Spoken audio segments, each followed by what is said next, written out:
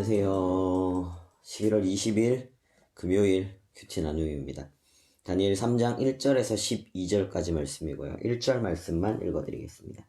느부갓네살 왕이 금으로 신상을 만들었으니 높이는 60규빗이요 너비는 6규빗이라. 그것을 바벨론 지방의 두라 평지에 세웠더라. 두 가지에 대한 부분들을 함께 나누려고 하는데, 첫 번째는 우리의 삶에 있어서 변화가 있어야 된다는 것들을 오늘 본문에서 보여주고 있는 것 같습니다.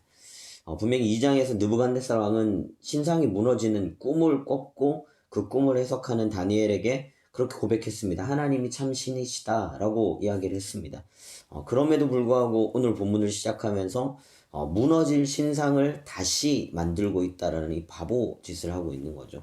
근데 이게 느부갓네살 왕이 바보가 아니라 인생의 어리석음을 그대로 보여주고 있는 것이고, 그리고 제일 처음에 제가 말씀드렸던 변화가 없는 삶의 전형적인 모습이 이렇게 갈 수밖에 없다라는 것들을 오늘 본문에서는 보여주고 있는 것 같습니다. 바울이 고백하죠. 나는 날마다 죽노라. 어쩌면 그리스도인들에게 이거는 날마다 죽는 삶의 변화를 이야기하는 거고, 이것이 그쳐질 때 그리스도인들은 타락하거나 넘어지거나 오늘 본문에 있는 것처럼 금신상을 세우는 일들이 일어나게 되어질 수밖에 없다는 거죠. 그렇게 죽지 않고 변화하지 않으면 성경에서 얘기하면은 하나님께서 그 백성들이 너무 범죄할 때 뭐라고 얘기하냐면 내버려 두신다라고 얘기하거든요. 내버려 두는 것이고, 내 인생을 내버려 둘 때 익숙한 죄의 자리로 우리 인생은 나아갈 수밖에 없다는 거죠. 그 결과물이 결국엔 금신상이라는 것으로 딱 나타나게 된다라는 겁니다. 그래서 첫 번째, 제가 오늘 말씀을 읽으면서 도전이 되었던 건, 아무리 깨달음이 있어도 변화로 이어지지 않으면 별로 의미가 없다라는 겁니다. 우리 인생은 끊임없이 변화해야 된다는 것들을 다시 한번 깨닫게 되는 것 같고요. 두 번째는요, 두려움을 억지로 누르고 뭔가를 감추려고 하지 말자라는 것이 두 번째 묵상이었습니다.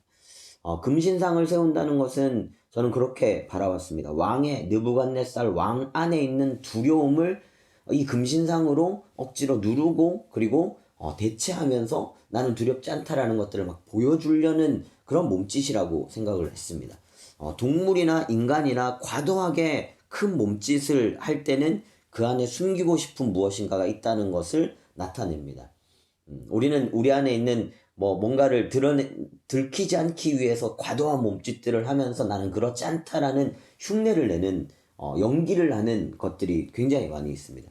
느부갓네살 왕의 경우는 영원한 제국을 꿈꿨지만 그에 반하는 두려움이 그 안에 내재되어 있었고, 그것이 이 두려움을 들키지 않기 위해서 신상이라는 것들로 딱 나타나게 되어졌다라는 거죠.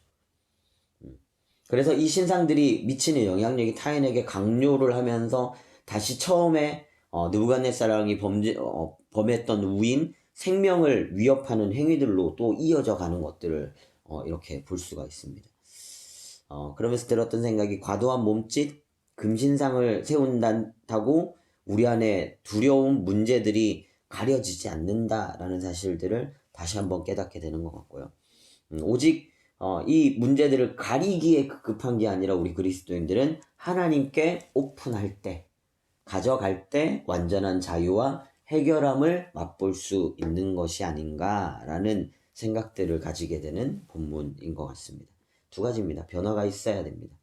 그리고 첫 번째는 그거였고, 두 번째는 우리가 억지로 뭔가를 가리려고 하기보다는 하나님께 오픈하고 가져갈 때 참된 자유와 해결함을 받을 수 있다는 겁니다. 네.